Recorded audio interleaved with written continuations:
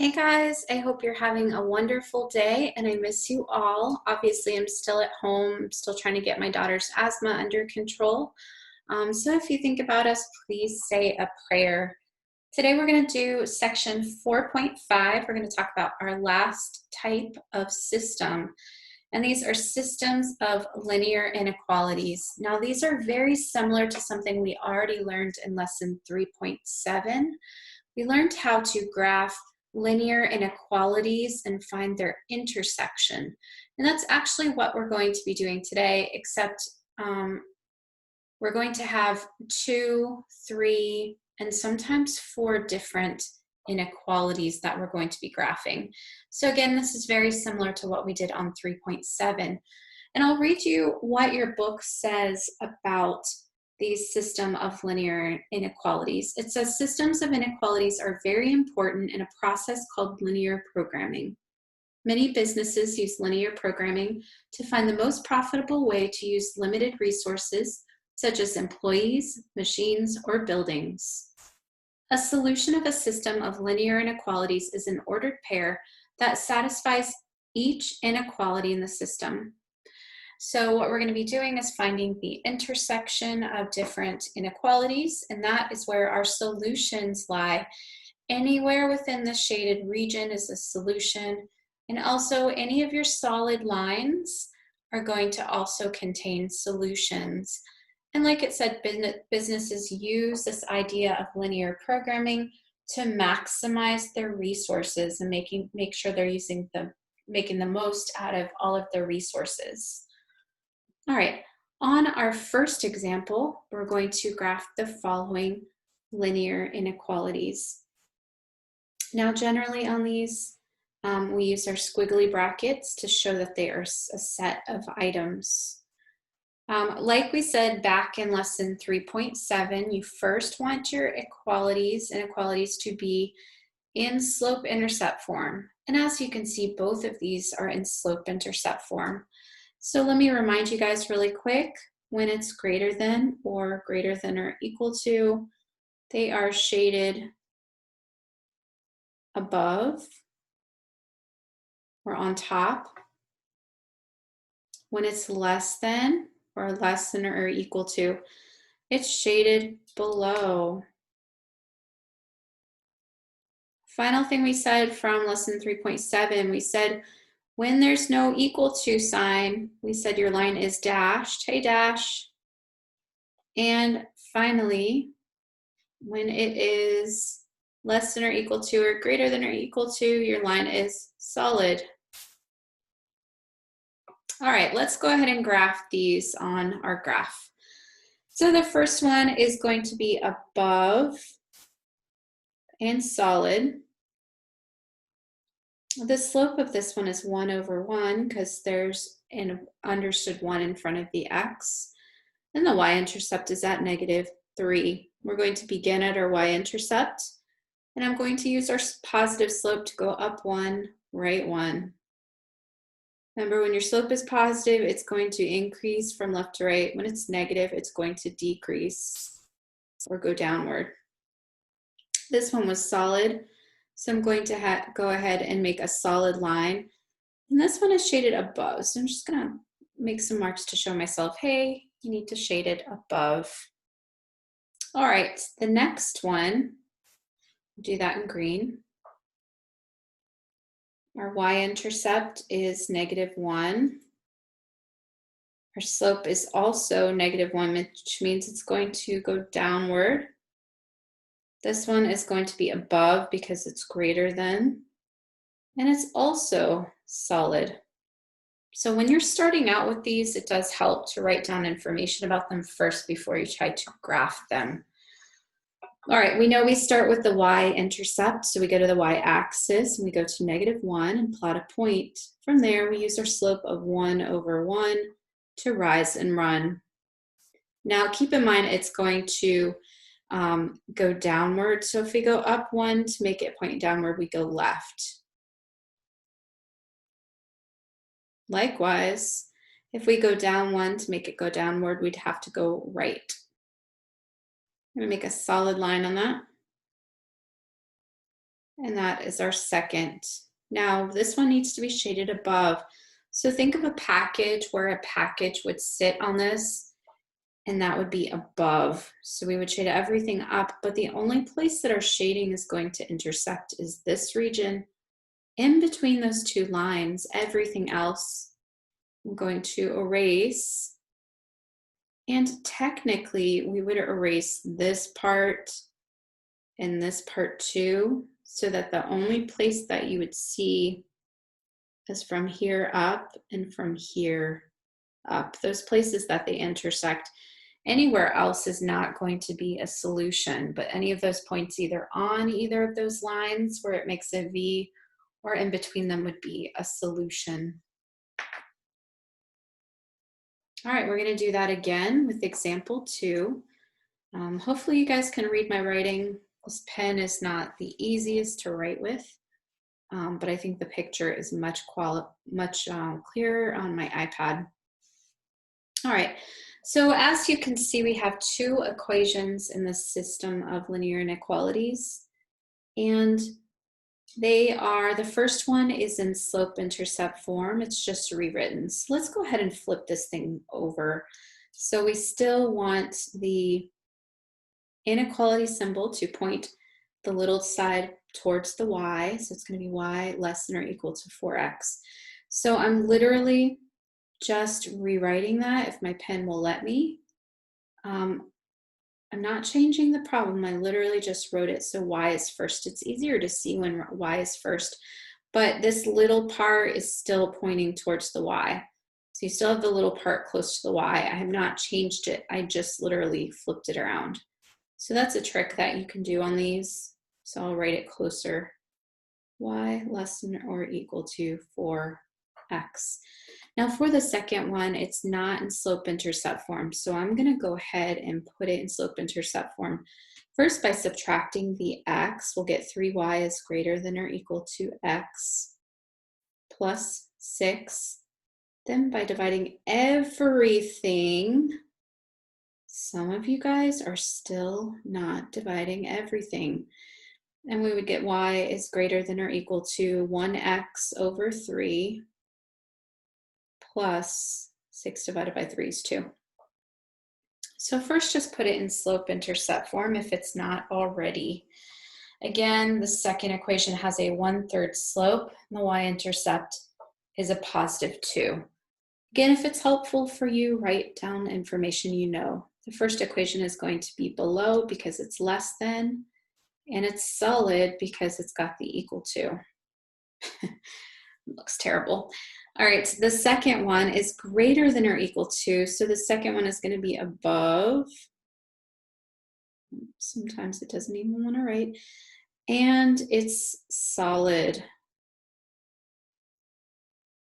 All right, and if you guys are okay with it, I'm going to, just to give us some space, I'm going to rewrite that equation right here.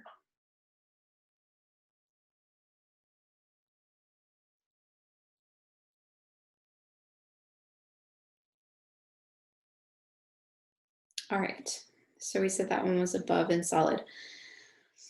So now we go ahead and we're going to graph the first equation. I'll graph that one in purple. Now it's just y less than or equal to 4x. So the y-intercept is not written, but remember there still is one. When there's no constant, it's understood to cross at 0. So I put my first point at 0. And our number attached to x is 4. So we're going to rise 4 and run 1, or fall 4 and run 1. This one has a solid line, and this one's shaded below. Now again, think of a box, where a box would sit, and that's above. A box would sit there, but we want to shade on the opposite side. We want to shade below, so we would shade underneath.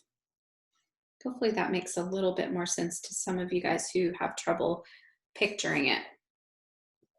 All right, the next one I'm going to do in green. It begins at 2 on the y-axis. Its slope is a positive again, and it's going to go up 1 over 3, or down 1 over 3. I do like to make several points on these lines to make them as straight as possible. And this one is shaded above. So hopefully you can see the only place that the shading would overlap is right here. So then we would want to erase everything else. I'll draw those lines. So that one was there, that one was there, and that would be where the solutions lie. All right, for number 3, this one has 3 systems. As you can see, the 2 equations are not in slope-intercept form. And you can really do the first equation a couple different ways. Now, what I see is that y is negative, so you can either move the x over, or what I would like to do, because we know we're going to have to make y positive anyways, is I would move the y and subtract the 1 at the same time, just so you don't have to worry about dividing by -1. So that would give us x minus 1 is less than y. And one final thing, so hopefully you caught on, instead of moving the x over, I added the y to make it positive. That way I didn't have to worry about dividing by -1 and switching the symbol. So if you chose to move the x over, just note that you would have to multiply everything by -1 and you would have to switch your symbol. So it should still be y is greater than x minus 1. Now the other thing, I do like to write it with the y on the left. I'm just a stickler for that. So I'm going to go ahead and write it as y greater than x minus 1. And again, it's open towards the y here. So when I write it, it's still open towards the y. All right. The next equation looks good. That is going to be a horizontal line. And finally, the third equation is a simple matter of just subtracting the 3x from both sides.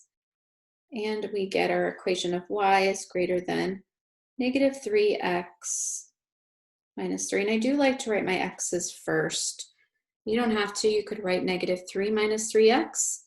Both ways are acceptable. And I'm going to just write it under here, just so, because I know I don't have a lot of space, and I know my writing with this pen is really sloppy. So I want to clean it up as much as possible. All right, once you have your equations in slope-intercept, go ahead and graph them. All of these are going to be dashed lines. This one's going to be above. Okay, there we go. This one is going to be below. It's horizontal, so it's below. If it were a vertical line, it would be left. And this one is also above, and we said they're all dashed.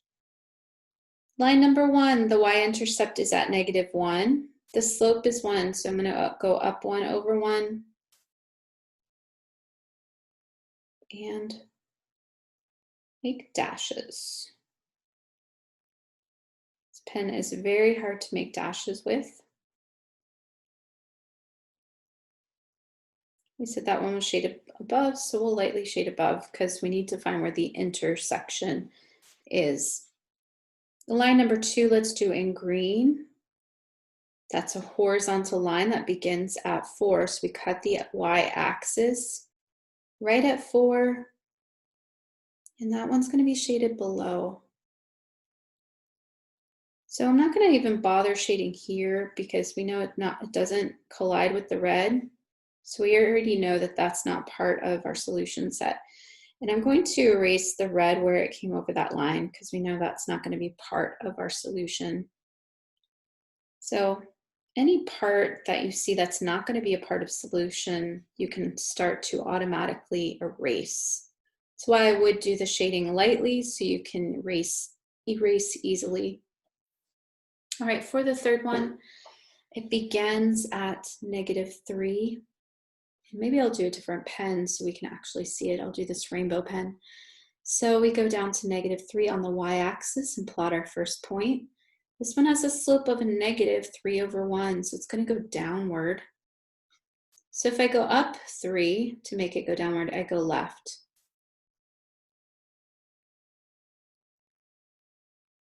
This one is also dashed, and this one is going to be above. Now, if it goes above, we're only going to have the shading here in this section.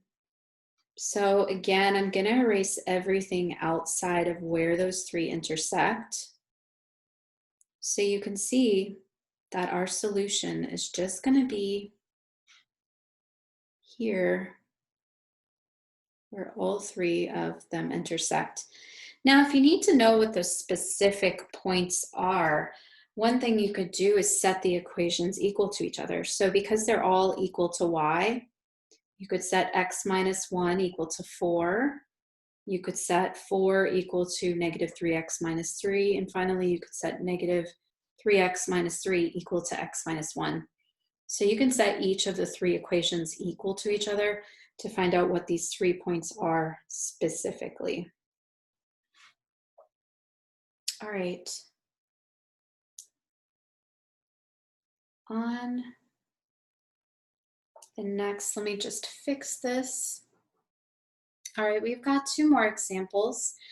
Example 4, I have 4 equations for you. I have negative 2x plus 5y is less than or equal to 10. I have x is less than or equal to 4. X is greater than or equal to 0, and y is greater than or equal to 0. Now in the business world, x greater than or equal to 0 and y greater than or equal to 0 are some very common linear inequalities in linear programming. So this is something normal that you would see. It just gives you a boundary of being positives. All right, one final thing before we begin this one, let's go ahead and make the first equation in slope-intercept form. I'll go ahead and do this down here since I have a little bit of space. We start by moving the 2x over by adding it. You get 5y less than or equal to 2x plus 10. Again, I like to write my x first, but you could have written that as 10 plus 2x. It's the same thing because of the commutative property of addition. All right, finally, I divided by 5. If that had been a negative 5 attached to the y, we would have switched our symbol, but because it's positive, we leave it just like we see it. All right, once you get it in slope-intercept form, go ahead and replace it so that you have it written in slope-intercept form. So I'm going to rewrite that first equation. So instead of negative 2x plus 5y less than or equal to 10, I'm going to go ahead and put the slope-intercept form, which is y less than or equal to 2/5 x plus 2. All right, this one's going to begin at 2. It's got a positive slope, so it's going to increase. It's going to go up 2 over 5. 1, 2, 3, 4, 5. Or down 2 and over 1, 2, 3, 4, 5. This one is solid. Now, knowing something about this already, because it's x greater than or equal to 0 and y greater than or equal to 0, you're going to see in a minute that we're going to actually erase this point right here. So I did want to mention that. You'll see that we're going to be bounded by the x-axis and the y-axis in just a minute. Finally, this one's going to be shaded below. So I'm going to lightly shade it below. And we can go ahead and connect that knowing that we're going to erase it in a moment. All right, doing the next one, x is less than or equal to 4. When it's x equals a number, it's going to be vertical. So we go to 4 on the x-axis and we cut it with a vertical line. It is going to be solid because it's equal to. And less than is going to be shaded to the left, but only this part here is going to intersect with the purple, well, also here, but again, it's going to be erased in a minute. All right, number 3, x is greater than or equal to 0. So you cut the x-axis right at 0, which is actually right on the y-axis. And that one is greater than, meaning we're just going to shade in here. So hopefully you're starting to see where our shading is overlapping. And finally, our last one. When we do y is greater than or equal to 0, that's going to be horizontal, right at 0, which is right on the x-axis. Greater than is going to be above, so only this section right here is going to be where our solutions are. So I'm going to erase everything else so that all we have is that little section between them. And let me darken that. So it's just here to here to here to here. So it's that little trapezoidal shape right there that was made by those 4 boundaries. And I can erase that point too because it's not part of the solution set. All right, for the last one, I've asked you to write the system of inequalities graphed. So I put a graph there. Hopefully you guys can see it. I'll make it a little bit bigger. And we'll see if we can identify the graph. Now, probably the easiest part for us to start at would be the horizontal line. So remember, when it's horizontal, it's going to be y. And let's identify where it starts. If this is the x-axis, it goes down 1, 2, 3. So because it's down, it's going to be -3. Finally, it's solid, so it's going to have the equal to bar, and it's shaded above, which means it's greater than or equal to. So that one's done. Now we have to do our red dashed line. Knowing that because it's dashed, it's not going to have the equal to sign. Let's do that one in red. That one begins 1 up from the x-axis, which is +1. So our y-intercept is going to be +1. It's shaded below the line or underneath the line, so it's less than. We already said it's not equal to. And let's identify our slope. Now I have 2 nicely placed points. Let's do it in a different color. Here and here, so let's count. To go from here to here, you have to go up 1, 2, 3, and over 2. So our slope is 3/2. And that is how you can write a system of inequalities by using a graph. So again, when the line has slope, start at your y-intercept and then count from one point to the next to find what the actual slope is. All right, guys, that's it for today. I hope you guys have a wonderful day. And the homework assignment is listed on Moodle. And all right, and I went ahead and wrote it down for you guys. In the time left, you guys can take out your electronic devices and start working on the online textbook. That's the assignment. Now keep in mind, we have done 4 sections, so we will have a test coming up. So I'm planning to Thursday and Friday prep you guys for the test. Hopefully I will be back tomorrow to see you guys in person. All right, guys, have a wonderful day, and hopefully I will see you soon. Better out.